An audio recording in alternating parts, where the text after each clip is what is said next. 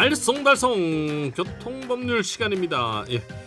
정확한 법률 지식으로 알쏭달쏭한 교통분쟁 사례를 명쾌하게 풀어드리는 시간인데요. 시간대를 좀 옮겼습니다. 금요일에 이제 마련을 해드립니다. 알쏭달쏭 교통법률 더선 법률사무소의 선동인 변호사와 함께합니다. 안녕하십니까? 네, 안녕하세요.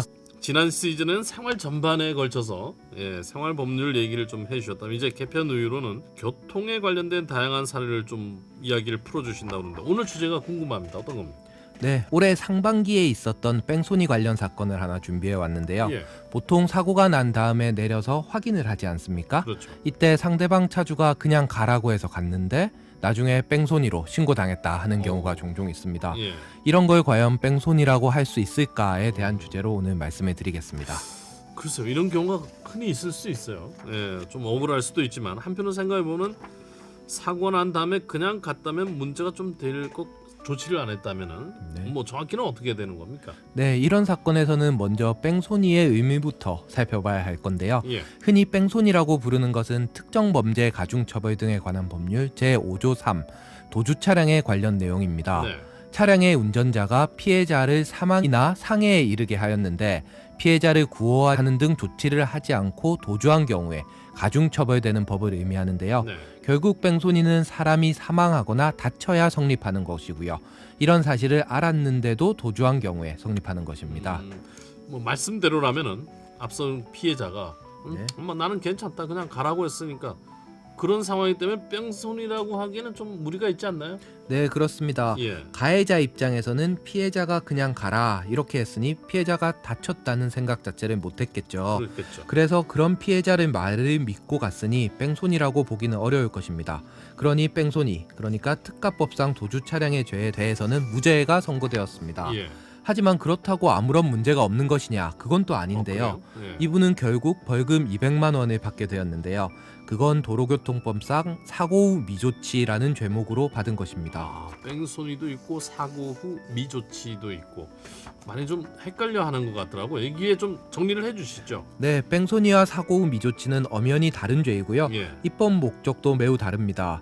그런데 요건이 비슷하다 보니 혼동하시는 분이 많은데요. 네, 쉽게 생각해서 뺑소니는 사람이 다쳐야 하고 사고 후 미조치는 그렇지 않은 경우에도 성립한다. 이렇게 보시면 좀 쉬울 것 같습니다. 예, 뺑소니, 그러니까 특가법상 도주 차량은요. 교통사고가 난 다음에 다친 사람을 꼭 치료받도록 해드려라. 이런 목적에서 만든 법이라서요. 처벌도 1년 이상의 징역 또는 500만 원 이하의 벌금으로 무척 강력하고요. 예, 사람이 사망한 경우에는 5년 이상의 징역에 처해지는 매우 중대한 범죄입니다. 예. 반면 사고 후 미조치는 사고가 나면 차량 파편이나 이런 걸로 교통 방해가 생길 수 있고요. 그렇죠. 네, 사고 수습도 좀 안 될 수 있지 않습니까? 그러니 필요한 조치를 해라 이런 취지에서 만든 것이라서요. 상대적으로 처벌 수위가 약한 편이죠. 적용 범위는 대신 좀 넓을 수도 있고. 네, 그렇습니다. 그렇다면 이 사건은 사고 후 미조치에는 해당이 됐다는 그런 말씀인데 어떤 부분에 해당이 된 건가요? 네, 사고가 나면 꼭 하셔야 하는 게 제일 먼저 다친 사람이 있는지 보는 것이고요. 당연하죠. 예. 그리고 다른 차량 운행에 방해가 되지 않도록 해놓은 다음에 연락처를 교환하는 등 인적 사항을 제공해야 합니다. 네. 이런 조치를 다 해야 하는데요. 사례의 사건은 상대방이 괜찮으니 가라 이렇게 했다고 해서 그 말만 믿고 예. 자신의 연락처도 제공하지 않은 채 그냥 가버렸다는 것이죠. 예, 예. 이게 문제된 것입니다. 이게 문제가 되는군요. 그렇군요.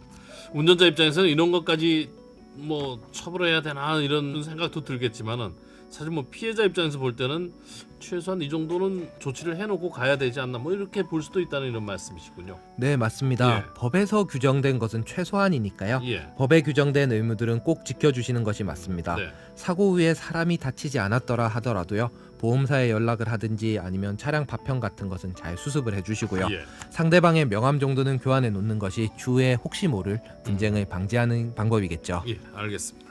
사고가 나지 않는 게 제일 중요하죠, 사실은. 맞습니다. 예, 알쏭달쏭 교통법률 뺑소니와 사고 후 미조치에 대해서 알아봤습니다. 더선 법률사무소의 선동인 변호사와 함께했습니다. 오늘 말씀 고맙습니다. 네, 감사합니다. 감사합니다.